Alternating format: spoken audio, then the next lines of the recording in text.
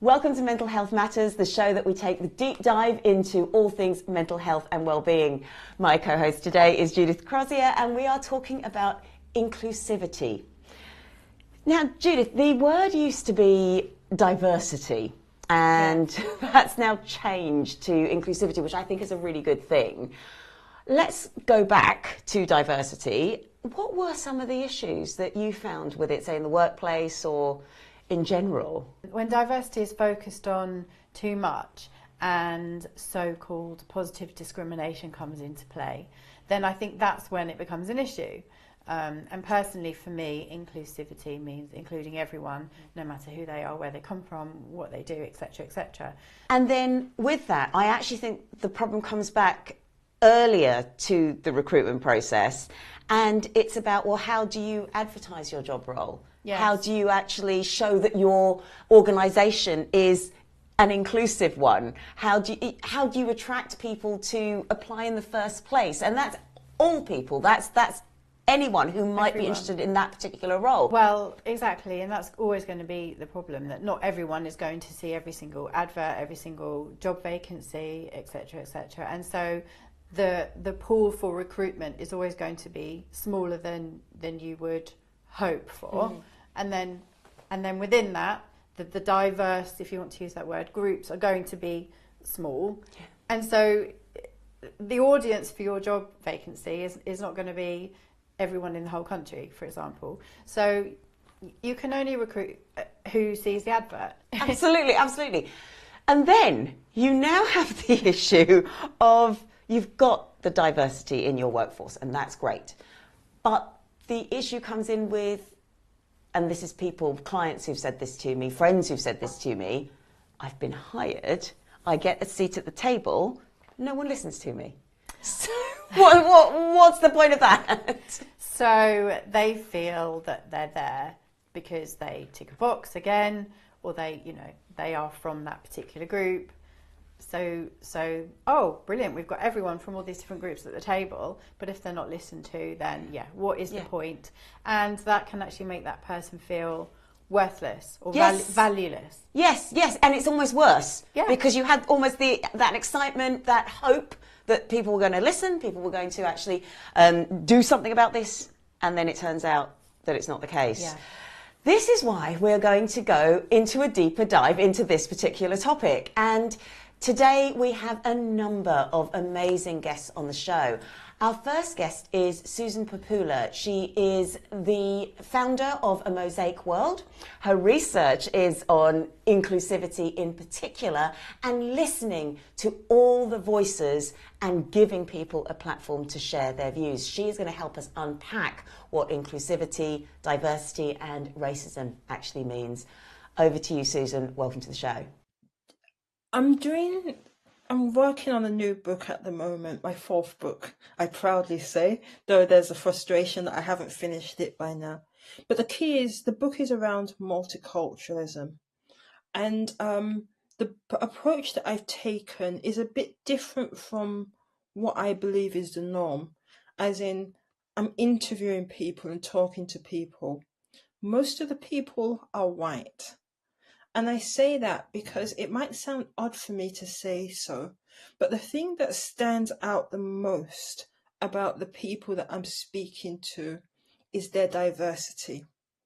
So we typically say Black people, Asian people, or I might break it down a bit to Indians or African, Black Africans or what have you. And we say white people. But there's a diversity within that context. And I'm Nigerian, of Nigerian heritage. I'm British by birth. I was born in England, spent my foundation years in England, lived in Nigeria, secondary school, first degree, came back to England. That experience of those different worlds, plus the travels that I've had, the people I interact with, inform me and how I perceive people's behaviors towards me, and to some extent how they also behave towards me. You will speak tomorrow, bump into another lady who is of Nigerian heritage, possibly born in Nigeria, possibly has lived and another lady who has lived in England all her life, Nigerian parents. And even you could continue to do those breakdowns. You continue to break down. And those experiences will have an impact on the way in which people see the world, and we react to each other. And so, because I went to I grew up my foundation years in a very white working class family, too young and the youngest, so I wasn't necessarily aware of racism if it was presented to me in those days. I went to in Nigeria. I was in a very middle class environment, people well off. And I went to an all girls school, which was known as the best school in the country. So I walk into the room when I come back to England, and I don't expect anyone to be looking at me as lesser. And if they do, I probably won't realize what's going on immediately. And you can go on and on, but I think it's the different. I'm giving you long, expansive answers, so do cut me short. But it's just to illustrate and look deeper than we typically do.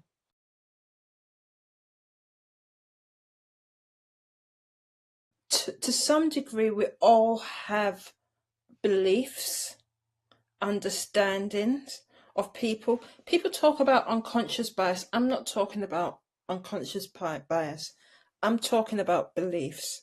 And I'm talking about deeply embedded beliefs, which are typically to some degree translated through generation to generation. And they are embedded because of that. And we don't necessarily even know where they come from at times, but they're further embedded by the structures of the environments that we live in and the systems and the way that they work, which is informed by those beliefs and points of views. So we might not be fully conscious of where those beliefs come from, but we have them. I mean, we talk about it from the perspective of race, but there's a little story that I remember reading a long time ago that had nothing to do with race. There was a lady who, when she was cooking, she would always cut the meat in half and then cook it. You've heard it before. Yeah, and I'm paraphrasing it a bit. And then I think her daughter along the way was doing the same thing. And then there was a question as to, why do you do it that way? And I was like, I don't know, said the mother. That's what my mother used to do. And then it was going back to the mother and said, oh, well, we had to cut it in half because the pans were small or something like that. But there was a reason why it was done at that time. There was validity to it at that point in time, but that was just copied. And we do the same when it comes to beliefs in relation to people, though hopefully with younger generations and with people that have a curiosity and a deeper value for people, no matter where they come from, are more likely to question. Younger people, because they're more likely to have direct association with people from different backgrounds and see them as they are. People who are curious because they ask questions and they dig deeper and they don't just look at things at a superficial level or as presented. And people that see things from a more humanistic, human focused approach, because they're more likely to say, well, that's what people say, but this is you, and I want to just look at you and value you as you are, and as you as an individual present yourself to me.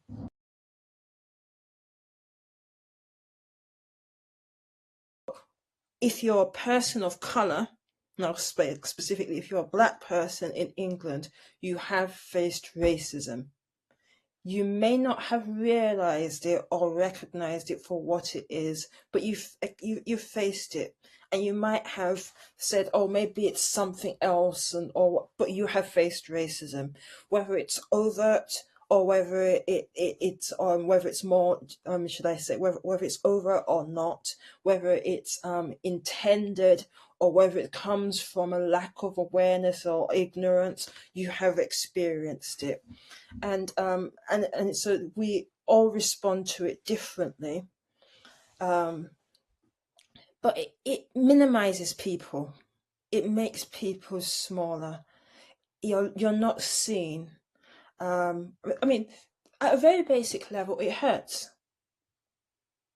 So it hurts, and and you can say, oh well, grow up, that's life. And I can remember, sticks and stones will break my bones, but names will never hurt me. Actually, I don't think that's true. I think the names, the people, the things people say, and the way they treat us actually sometimes hurts more than what people do. That it remains with us. I mean, you mentioned trauma, but it remains with us. Whereas the physical pain, it goes away. You might remember it, but it goes away. But the words and the things people say and how they treat us and how they make us feel excluded, or that they don't value us, or they make us feel as if, or they believe, because you don't always have to accept it, though it can wear you down over time. And and I guess, so it's just the pain of it and how it makes people feel, the psychological damage it does to people, the fact that it then means that people don't always feel able to be themselves. Sometimes people don't go to places and spaces because of how they're treated. And it's not because they're not confident. It's that, why should I put myself in a space to be treated like this? So at a basic level, those are some of the things at the individual level. Them not showing up, it affects everyone. We don't get the best out of people if they're not putting themselves forward, if they're in a room and they don't speak and share their value, the insights, the wisdom that they have, because they don't want to be shut down or ignored, and so let me just go through the process. Or if they do, it's hard work and it's an uphill battle, and whereas you could have got so much more from the person if you were open to the person, you get less from a person.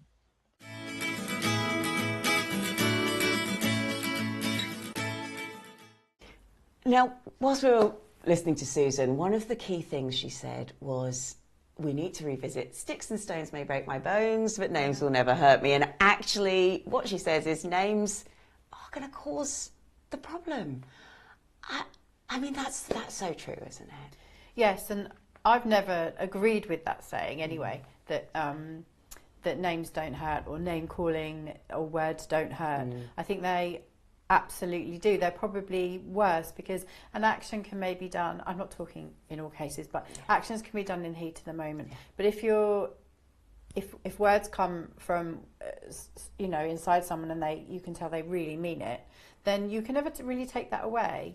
And I know that in a big row and heat of the moment you can say things which you apologise for, but I still think of things that people have said to me years ago when I was a child, and you know that they meant it, and words do hurt, because somewhere they touch you and maybe they push your buttons. And I think this is where you get the difference between physical pain, and we're not saying that any kind of physical abuse is acceptable at all. No, but with the emotional abuse, you carry that with you. Physical abuse, or physical pain, shall we say, that can heal. Again, the broken bone can heal, and you can then put the weight on it, and you can then use it as a perfectly functioning limb. But the emotional pain that's come with it, that doesn't go away. And then you hear that voice, you've said it yourself, years afterwards. And this isn't necessarily somebody who's being deliberately mean. That's worse, because if it comes from a loved one, if it comes from someone you've trusted, then they do know which buttons to press. But just throwaway comments. I mean, have you had that experience where you have remembered something which someone you don't even care about has said, but it's stuck with you. Yeah, and sometimes it's the throwaway ones that are the worst, because that person means it. They're not saying it from out of anger or wanting to hurt you. So you think, oh, well, that must be true. And yeah, I can think of things at school and before and after where someone has said something and it's really stuck with me, and then it's very difficult to then erase that. There's also something where we need to understand whose voice that is that we're carrying around with us. Okay, yeah. And a lot of coaches, it's a technique I use as well, I like using this one. If you name that voice, that can actually help. But name that voice something unpleasant, or call it the thing, the blob, the whatever you want to call it, that can help. So that you're not using your own internal voice to reinforce it, you mean? Yes, okay, yeah, exactly. That makes sense. Yeah. It's separating you from whoever has said whatever has hurt in the past, and that's something that we can all try to do, start to do, to make that separation. And let's go to that word inclusivity, and it's not just name calling, but the fact you can be excluded is painful as well, isn't it? Yes, so exclusivity is nice. is I think it's something that we've all felt in different ways, and it can happen at school, it can happen in your own family, it can happen in the workplace, and it does happen in the workplace an awful lot, and that can happen for so many different reasons. Nothing to do with race or gender or any of the groups that you might want to name. But it's a horrible feeling for whatever reason to be excluded and not to be included. Yeah. So that's something that I think everyone has struggled with, and there must be ways to kind of deal with that. Well, this is why this topic is so important, and our next guest is going to be sharing her lived experience of going from place to place, and she was born in Hong Kong and then moved to Australia, and then she talks about how she's had to move around the country, how she's had to manage so many different experiences, but most importantly, how what we tend to think about what makes people excluded from a situation or a social context, we tend to think of things like language, or we think of race. Yeah. But actually, she says it's different to that. There are many other factors that can cause you to feel different. So this is over to you, Stephanie. Just a little bit about myself in terms of sharing who I am. I was born in Hong Kong, and I spent my life in multiple different countries, in Hong Kong, in Australia, in England. I've also got family in Canada, USA, and Scotland, so very much an international family. But I think being thrown into these different environments, encountering different challenging situations, has really, from that early age, has really influenced who I am. And it's a bit of a cliche to say, but I think every experience that I have is a learning experience for me, and I think that can be shared with others. And it's really helped to open me up to different new perspectives and fueled my own curiosity to understand others. And I hope that's what people really gain when they hear and listen to what I have to share as well. I mentioned having lived in these different countries. One of my earliest memories actually is sitting on the airplane flying to Australia as my family immigrated when I was 5, and crying because I was leaving my family in Hong Kong. And then it was a really tough situation as a child to be thrown into a new country and a new situation. And even the vastness of the houses was really impactful in my memory, and embedded of this long corridor just from my room to my parents' room after living in a small apartment in Hong Kong. That was the first kind of key moment where I started to be thrown into these new challenging situations with people around me speaking English. And actually, 5 years later, I had another probably quite traumatic experience reflecting on it, where my parents moved back to Hong Kong. And I was then, after having run around in the open fields, climbing trees, having experienced all that vastness of the beauty of the surroundings and countryside, thrown back to city life and Chinese Asian culture and strictness of the upbringing. So quite early on, I was exposed to some of that. And I think at that point in time, it was simply challenging. I didn't really comprehend it. But as you reflect and experience different situations, I think it's been what have I actually gained from it? And it's really created my ability to be able to adapt and to actually seek new experiences, because I've learned that I can actually gain a lot from doing that. And it's both in life and both in my work as well. I actually find that for every role that I've taken on, I've consciously and actively gone, what will challenge me? Because I know that I can gain and develop from it. And similarly, in my personal life, I actually do a lot of adrenaline activities. People think of me as an adrenaline junkie, but actually what I gain from it is the satisfaction of actually throwing myself into the challenge and coming out of it feeling satisfied that I've given it my all and I've actually managed to achieve it. So I think that kind of mindset has been embedded from that early age through these different experiences. And even as I grew up, I left home at 15, and that was a conscious choice to go back to Australia, to go to boarding school. And it's interesting because I actually discovered that was the key moment that I really understood that I was a third culture kid and built my individuality. It's a term probably from the last 2 decades people used to use, but I didn't realize that until I experienced it, where I didn't really feel part of the Chinese community because I was a bit westernized, but I also wasn't part of the Australian crew. And actually, it's one of the reasons I then left, because I found that I didn't quite fit in, and I constantly had this human need to want to fit in and mold myself to the norm. And one of the biggest learnings for me has been that actually individuality is really key and is a key strength for me, and actually being different and celebrating that has been amazing. So I think at that point in time when I didn't quite fit in, I actually chose to leave Australia with opportunity, having gotten a unconditional offer at UCL in London to study psychology, which I was really passionate about.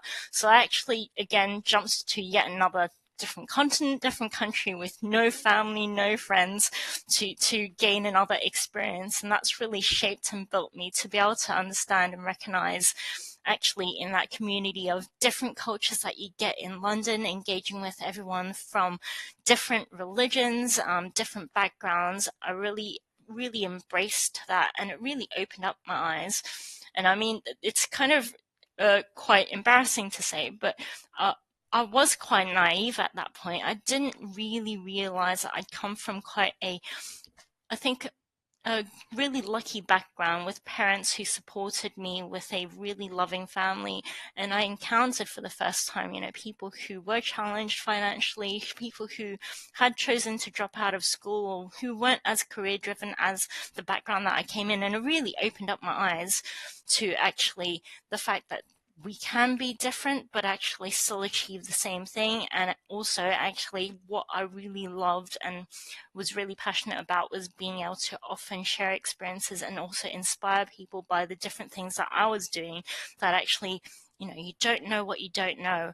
And I think they did the same for me as I did for them. And it was really interesting as I grew as a person through university and then went into the world of work, where actually I realized I could also do it not just through voluntary work, not through life experiences, but also in the work that I did through the psychology and applying it to really help others to open up their minds to actually how they can be better as a person. So for me, it's all tied in and integrated in what I do, whether it's with my children, with friends and family, or within the work that I do to help people to achieve more, really find themselves to be at their best. So there's so much nuances, and even, as I've engaged with different partners, my children are mixed with multiple different backgrounds in terms of their historical backgrounds of where they've come from. And I think it's really interesting because it's not necessarily about the culture, but genuinely about understanding individuals, and even within cultures that can be quite different. So with my family, my parents are more westernized, and this is a practical illustration. My parents are more westernized, whereas and my dad's side of the family I think are more open, versus my mom's side of the family are very Chinese. And even within the family there are different kinds of traditions.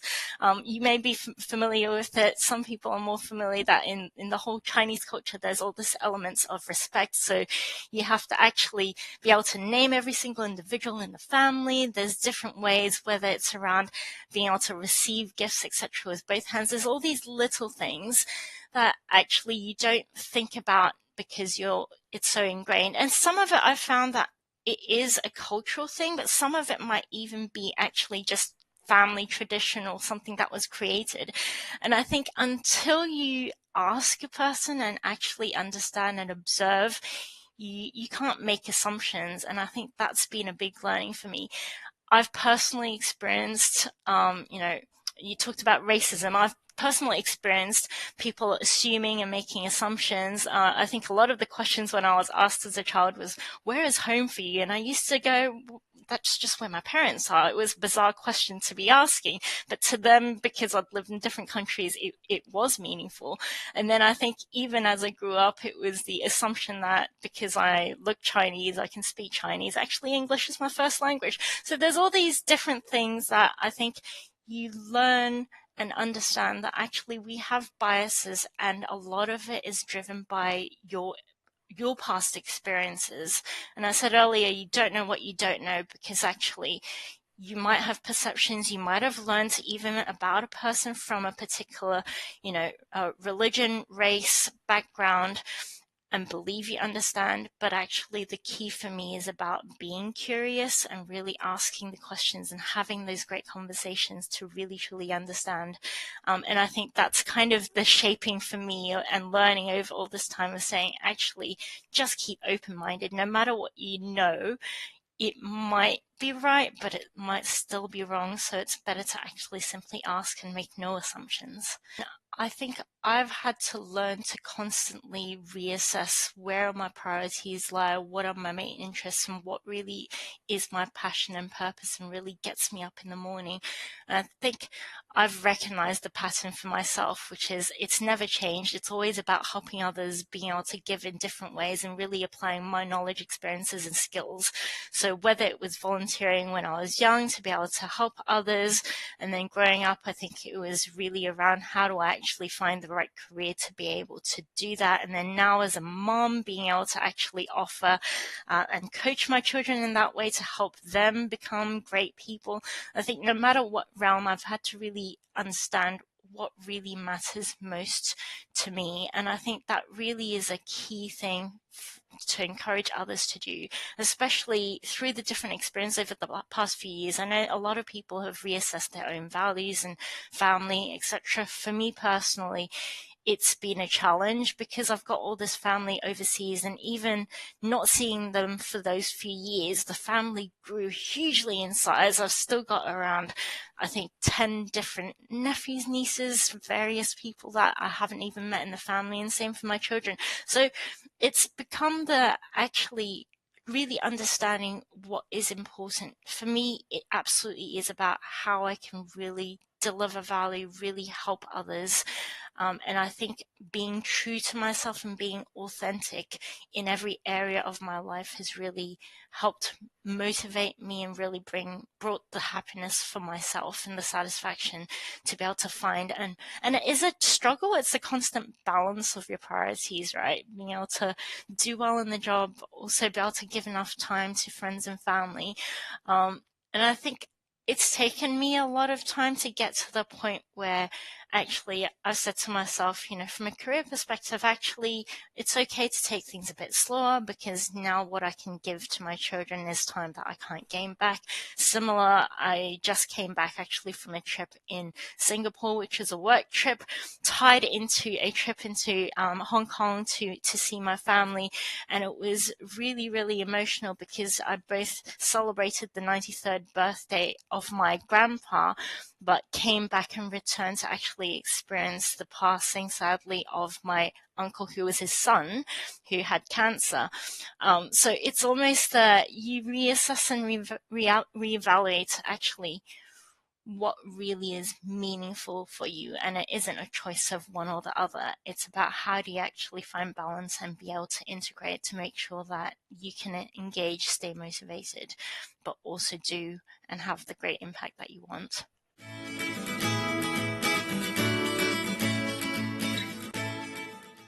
Thank you, Stephanie. This was just one of those stories where it opens your eyes so much to the many levels of where inclusivity can affect us. And one of the key things that Stephanie says is one way we can stop excluding others, one way we can begin to understand others better is to be curious. Yes, absolutely. And I think that's the key to probably forming any relationship, is to be curious about other people and the other person and want to know about them. And people like talking about themselves. And you can find common ground then. Yeah, and this takes me back to something that our first guest Susan said, and I was nodding when she was telling this story of the woman who used to cook a fish by cutting it in half, and then this was passed down through generations. And without being curious, we take these beliefs through, and these may be beliefs about other people, this may be beliefs about our own behaviours or choices, and it's about almost being curious, not just about others who are doing things differently, but about our own choices and actions. Christmas has been and gone now, and it can be a very difficult time for a lot of people. Now, one thing that I always used to struggle with is there was a tradition of you go to who'd you go to? Because you've got your own parents, you've got your in-laws, and if they have a different family grouping, that can be who do you then go to for every single day. And so this one year, this was now probably about 6 or 7 years ago, we decided to go away. And brilliant idea. You know, we knew it would cause a few problems and that sort of thing. Yeah. But actually, when we said, oh, we're going to be away, we're going to go skiing, and so we're not going to be there for Christmas, so we'll do Christmas beforehand, suddenly all the in-laws and my parents went, oh, that's a relief. It means that we can do something else. So they were hanging on for us and we were hanging on for them. You were doing it to please them. And actually everyone wanted to do something themselves. Wow. So it took you to kind of break that tradition and thinking, oh no, should we do that or not? And everyone was relieved. No one wanted it in the first place. And that probably spoke to why it was so uncomfortable. Probably, yeah. And I think a lot of, sticking with Christmas, a lot of that is people do what they feel they should do. Yes. And probably nobody really wants to do it. This year, well, you know, Christmas 23, I had COVID, which meant we had to cancel everything. And we were like, oh no. But actually, it was so lovely because we didn't have to, I don't think we looked at a clock for a week. Oh. We ate when we were hungry, which wasn't very much, you know. But we just did what we wanted. And I think everybody else just was like, oh, we can stay home. We don't have to host. So, yeah, there's a lot to be said for that, I think. There is. I think curiosity and asking and maybe breaking tradition is one way of dealing with things that you may feel a little bit awkward about. What other ways have you found useful in maybe overcoming some of those names or some of the times that you felt excluded? How have you been able to manage that?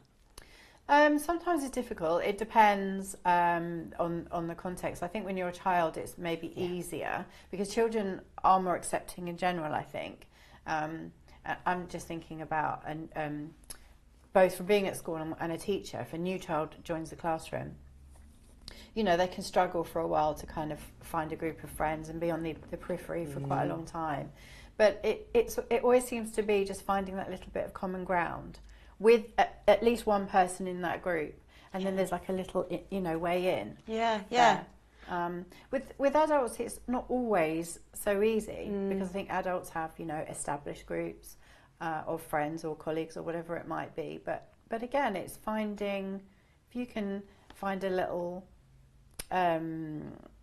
something in common with one person, then I think that can open up the whole group. Yeah, absolutely. And just to finish off on your point about school as well, and we will talk about this in Business Boost, sometimes what you try and do to make things better causes more problems. So just going back to school, I think we were teaching at the same school when this happened.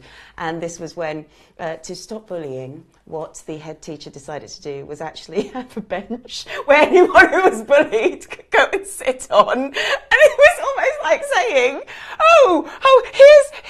here's free game, you know.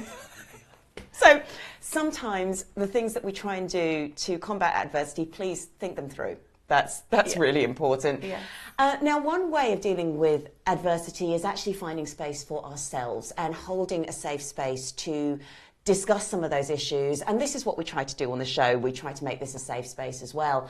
And our next guest, Emma Kelly, she runs yoga retreats specifically for Black women to have that space to share some of the things that have been going on. And in doing so, they actually find that sometimes it's not a cultural thing, it can be just a very familial thing, it can be a societal thing, but only by having these discussions do we begin to unpick some of the complexity of inclusivity and diversity. So welcome to the show, Emma. So I am a yoga and meditation teacher and also a retreat host as well. And I actually have two kind of businesses or focuses with my work. So one of them is really wellness for women and how to help people feel more connected to their body, more grounded, and also focusing on the mental well-being and using the ancient aspects of yoga for our modern lives and really finding the simplistic ways that we can actually, you know, improve our mental well-being, our resilience. And then also I have another stream to my work where it is yoga and wellness specifically for Black women and women of colour. And this is offering a unique sort of safe space to be able to focus on our well-being and understanding that we can share our, you know, history, culture, and also how, you know, inequality affects our wellness as well. The society that we live in, it's this pressurized, I would say it's more male dominated as well, where we, you know, we're keeping going, keep things to yourself. Maybe a bit of the British culture as well of like, just don't say anything, you know, we just keep moving forwards and pretend, well, I suppose in a way, sometimes if you are in them work environments, you have to pretend that everything's okay, even if you have had an extremely, you know, distressing situation or you've been supporting someone. So I think it is that, you know, that cultural shift of actually maybe thinking about, you know, as a manager, having that actual empathy. And I saw a quote recently from an indigenous tribe, I think it's from the Cree tribe, and they said in their culture, leadership meant caring.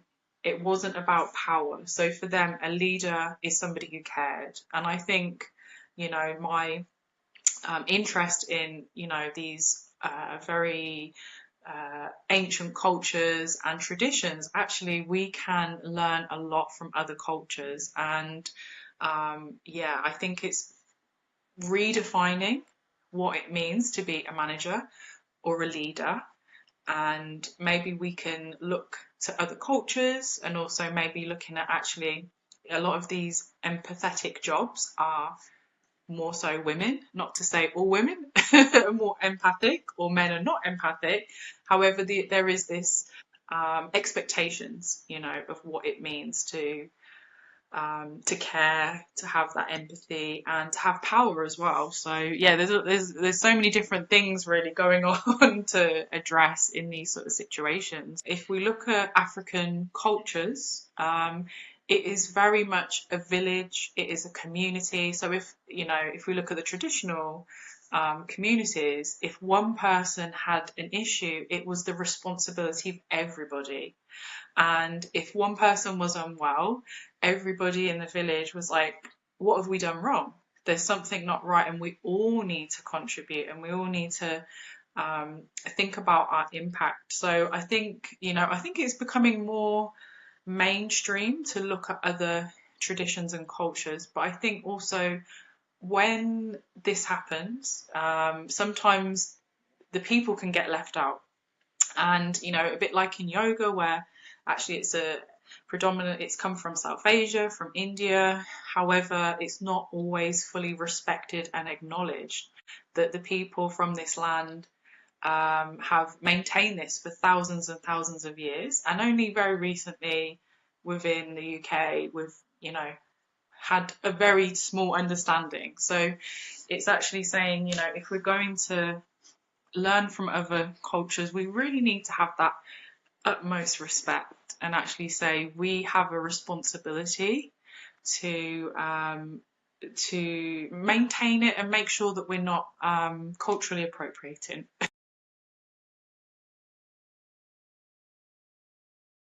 I think it's, you know, education is always something that I think people really need to, if you're going to begin to look into something. So you're looking into yoga, if you're looking into meditation, mindfulness, educating yourself beyond people who look like you from the dominant culture. So if we look at our books, our training, and if everybody looks like they're from England, then maybe this is where there's something that you need to question and say, actually, where are the voices from the actual people whose tradition this has come from? And that's maybe where people need to have that critical lens. So we can learn, but we need to have that critical lens of who am I learning from? And also what is the historical context as well of what I'm learning, because that's, you know, I'm very passionate about this. And I think sometimes people can have a very narrow view and actually say, you know, I think it's important to say, well, how did this information reach where I am today?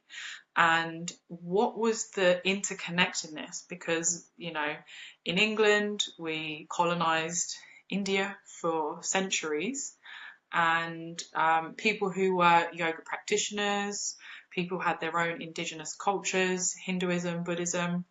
This was really seen as evil. This was suppressed. This was people were not allowed to practice their own culture. So I think that's an important thing to understand, that that there's that power imbalance, really, that information that we are, you know, very privileged to be able to access and benefit from. Who has retained this information and who's dedicated their life? And some people may have lost their lives to actually maintaining something that's very important to them. So I think when we understand the history and the context, I think we're less likely to appropriate and, you know, potentially disrespect something if we've taken that time to understand.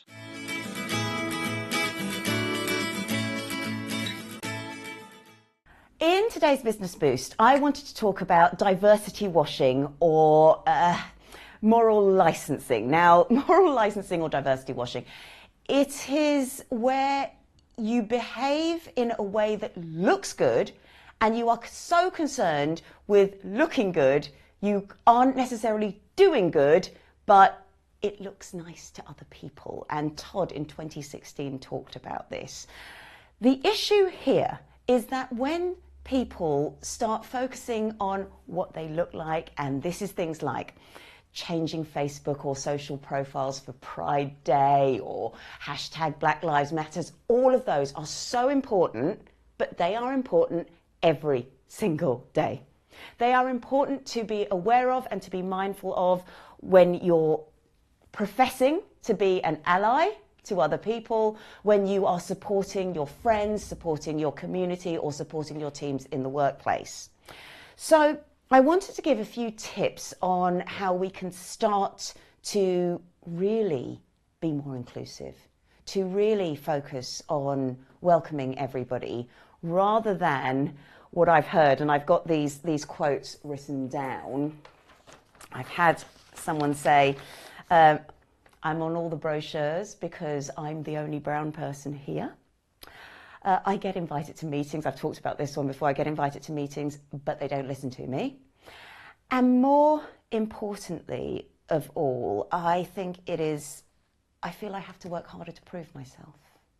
And that's a common thing from a lot of people who come from minority groups or who feel slightly out of place in organisations, that they feel that they have to work extra hard, they have to put in more hours, they get less praise when they're doing the same thing as other people, so they almost feel they have to work twice as hard. And this may not be a bias that people are aware of, so let's start with unconscious bias. Unconscious bias is where you behave in a way that could be discriminatory, it could be excluding people, it could be making people feel unvalued, but maybe you don't realise it. So it's not deliberate. No one's saying that you're going out there doing it on purpose, but we do need to check what our unconscious biases are. Research by Brown many years ago, and this is in the 50s, found that interviewers would shuffle their papers more and they would cut interviews shorter when they were interviewing a black candidate compared with when they were interviewing a white candidate. And again, this research may be replicated perhaps with gender differences as well. I don't have any facts and figures on that, but I do know this particular earlier one. And whilst you might say, well, maybe the interview was going to be cut short anyway, what I would say is if you are cutting an interview short, that person hasn't had the opportunity to show the best of themselves. So one thing that you do need to start thinking about is reflecting on, well, do I have unconscious biases? And if you are lucky, if you are very lucky, someone may actually point this out to you, a good friend usually, because it's very hard to say. And if someone does point that out to you, listen to them. Just at least ask yourself, well, did I do something that could have caused somebody to feel less than I would want them to? And this could happen in friendships, this can happen in work relationships. So if somebody does point something out, try not to jump straight to defensiveness. The next thing you can do is perhaps offer training sessions on working with and identifying unconscious bias. But my concern here, working in this field, is that the people who don't need the training will go to the training and the people who really do need the training don't. So it may be a case of being very specific and asking people specifically to attend that training or to go to coaching and so on. So that's another thing that you can start to do. If you are already observing festivals and religious celebrations, that's great. But again, today's show has been a lot about the nuances. So some things that you might also need to be mindful of will be things like, if somebody is fasting because it's Ramadan, then if you're eating at your desk, this could be quite uncomfortable for them. So be aware of the nuances. And the final thing I would suggest to you is be aware of social convention. This is where we know about maternity leave, but what about paternity leave? What about the person in your workforce who's just become a new father? That's just as important. So one example that I've seen in the workplace is a new father has been given the opportunity to use the work laptop and actually work from home, because otherwise, yes, he can do his work in the workplace, but if he's constantly worrying about what's going on at home, then how good a performance is he going to give anyway? So when it comes to dealing with better inclusivity and encouraging this, this needs to start from the top. It needs to start systemically. Hopefully that's given you a few tips to think about this week. And now we have our final guest, and it's Trey Ventle-Griffiths. He has been working on the Windrush community in Northamptonshire. That's his PhD research.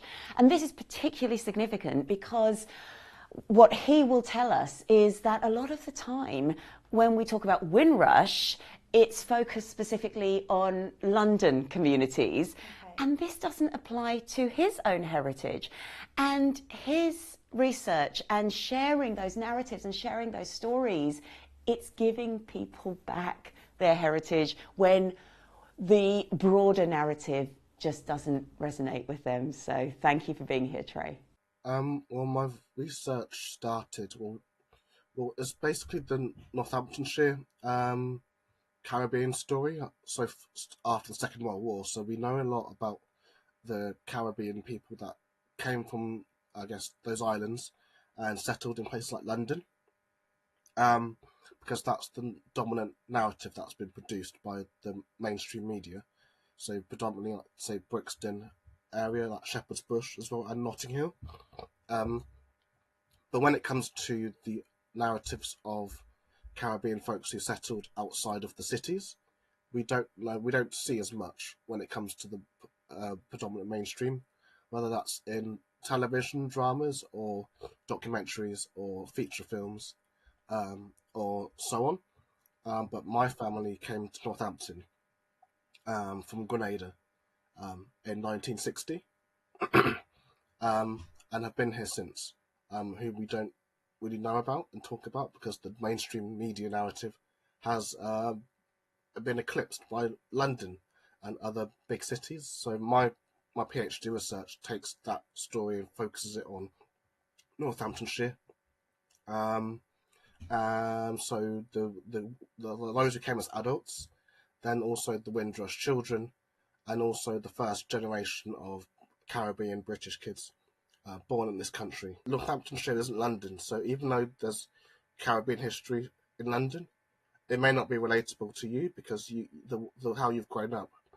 You've not grown up living in Brixton and having those like cultural landmarks in part of your everyday life. But if you've grown up in Northampton, you may have grown up walking past, say, somewhere like the fish market or somewhere like that, where my granddad actually did sell Caribbean food in the 60s. But also places like Whitworth Road as well, which also had a Caribbean shop. Victoria Road did as well, and the Ketron Road. So these sorts of places that, if you've grown up in Northampton, that you would know about. Alternatively, in Wellingborough, Cambridge Street as well. It makes an appearance in quite a few interviews, and also Rock Street Community Centre, which was the African Caribbean Centre in Wellingborough. But before it's known as WACA, but before that it has its own history as well. So, and then even out to Kettering, whilst it didn't have necessarily a black community, there were Caribbean people that lived there as well, who would come to Northampton, and come to Wellingborough, and then on the border, Banbury as well. So Banbury being on the Northamptonshire Oxfordshire border, again doesn't have a black community, but Caribbean families did live there, and they just to engage with other Caribbean folks, they either went to Oxford or Northampton or London. So yeah, there's quite a lot of things to talk about in terms of heritage and the lost heritage, but also the built heritage structures as well. So the built heritage structures have been, I guess, demolished, either by the state in some aspects because they didn't want too many black folks congregating together, and we still have similar issues today. Well, my PhD is not it's not a history PhD. It's a creative writing PhD. And I purposely chose that because of the precarity of what people can remember. So creative writing opens there's more space for interpretation, rather than, so the expectations on a creative writing PhD are a lot different than on a history. There's more space on creative writing to be not sure about things. Whilst on a history, I think that it can be a bit more like you're expected to know what happened and in what year was it, and things like that. Was because of the precarity of, I guess, black communities in Northamptonshire and what they're able to remember. Not everyone can remember what specific thing happened in 1968, for example, and also we're also dealing with a aging population. A lot of the Windrush elders have died as well, and more of them are coming down with dementia and things like that. So they can't always remember specific things, but they can remember feelings, which is also very creatively driven as well. So I think that's I think that's basically one of the impacts that I'm trying to have, is that creative writing is also helpful, and giving back people's history. Because I liked those films about Black British history, especially the Caribbean Windrush ones, but they've never been representative for me and how my family have come up in this country. So things like Small Axe by Steve McQueen were very good and very well made, but it is about London, and my family don't really have that link with London as some others would. But I think there is an assumption in the media that everybody that is black in this country is in London, and it's not. It's not. That's not the fact at all. And my friends as well, got friends in Leeds and that, his families went and settled in Leeds from the Caribbean. And I know there's places in Cumbria as well where that have their own Windrush story in the north of England. And that's before I talk about Wales. I've got friends in Wales as well who just say the same thing. And in Scotland and in Ireland, where the notion of Black British history isn't really British history. It's black people in England, and really it's black people in London, if we're being very, very specific about it.